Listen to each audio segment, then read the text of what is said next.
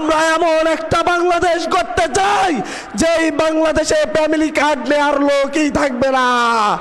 আজকে কিছু কথা বললেই নয়, নির্বাচন এসেছে, ফ্যামিলি কার্ডের ঘোষণাও এসেছে।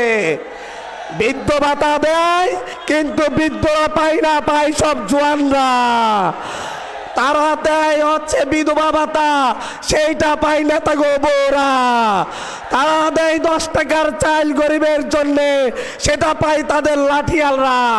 তারা এই দেশের মানুষকে গরিব রেখে তাদের উপর নির্ভরশীল করে রাখতে চায়। আমরা এমন একটা বাংলাদেশ করতে চাই যেই বাংলাদেশে ফ্যামিলি কার্ড নেওয়ার লোকই থাকবে না। সবাই স্বাবলম্বী হবে, সবাই স্বাবলম্বী হবে। আমাদের আমিরে জামাত ঘোষণা দিয়েছেন যে আমরা সকলকে স্বাবলম্বী করে তুলবো, যাতে ফ্যামিলি কার্ড নেওয়ার লোক না থাকে।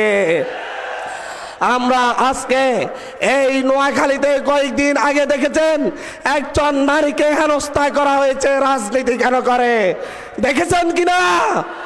এই নারী বিদ্বেষীদের বিরুদ্ধে নোয়াখালীর মানুষকে ঐক্যবদ্ধ হতে হবে।